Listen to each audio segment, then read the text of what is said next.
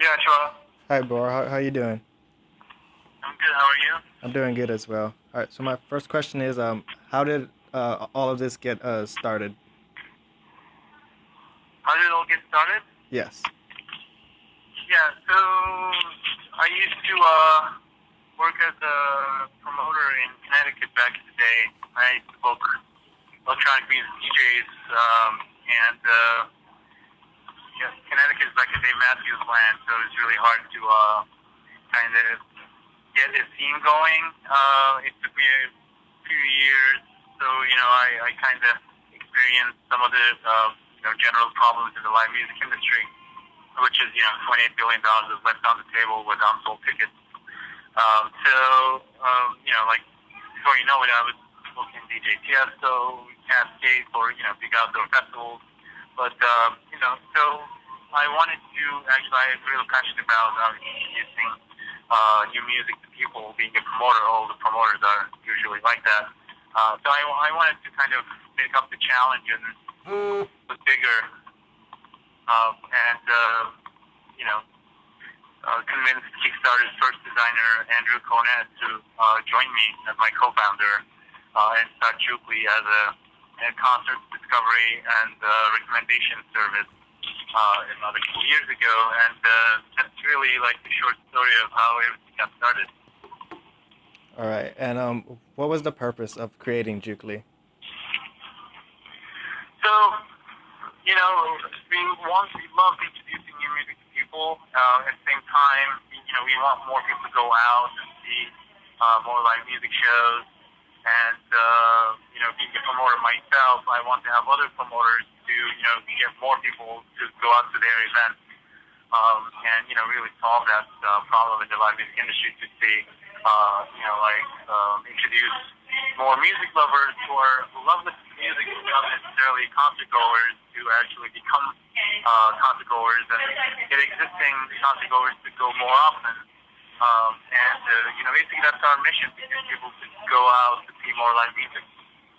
Yeah. And when users subscribe to a show, and what's the purpose of them checking in with Jukely when they arrive? You have a lot of noise in the background where you are. Can you come closer to the phone? When users subscribe to a show, what's the purpose of them checking in with Jukely once they get there? What's the purpose? Yes. What's the purpose of checking in for subscribers? Yeah.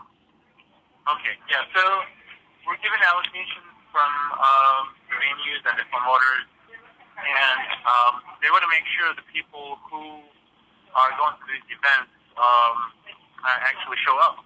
So prior to the check-in implementation, we were having a lot of people getting passes and not really going. That really takes passes out of the pool, makes fewer passes available to the members, which causes frustration on the members' end because people want to go. It looks like it's sold out, but it's really not sold out. It's just the people who took the passes and didn't go.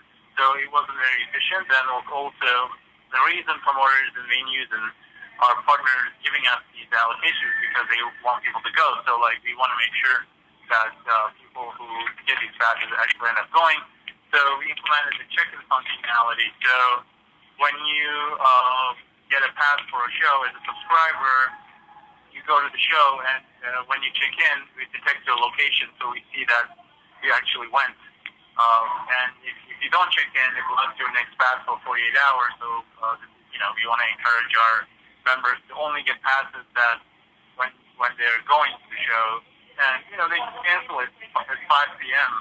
before on the day of the show, just so a few hours before the actual show hour, they go canceled anyway. So I want to make sure that people are conscious about how they get passes, so that it's fair for all the other members. Yeah, it's a really good thing to have them check in so they can actually be there.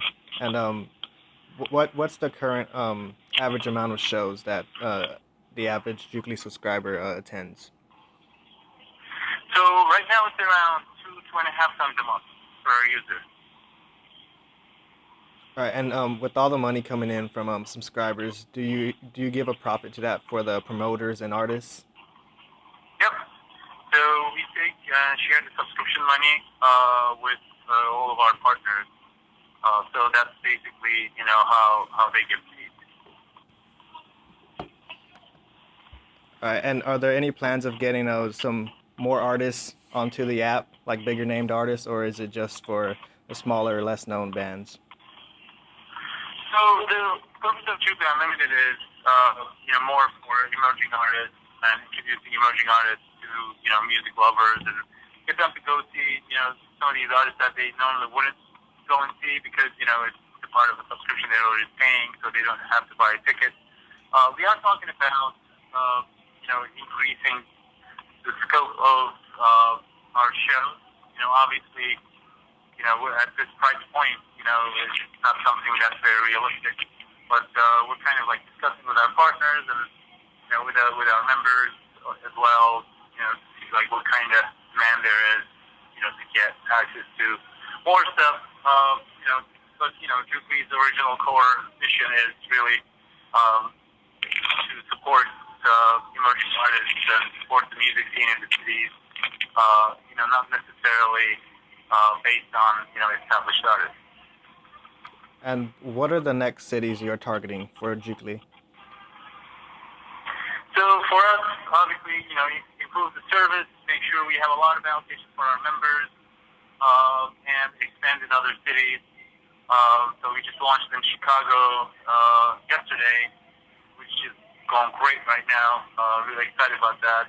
And then, after South by Southwest, we're going to keep launching in more cities as well as internationally. So really excited about that. All right, and that was my last question. If you have hopes of expanding outside of the U.S. anytime soon or in the near future. Yeah, really the beauty of the subscription is, it goes really well hand in hand while traveling. As a subscriber, you can also go to all the other Jukely Unlimited cities and, use your subscription there, which makes it really cool. So that's what we're planning to do, just like launching a lot of places and, make the world a more interesting place, filled with live music as you're traveling. Yeah.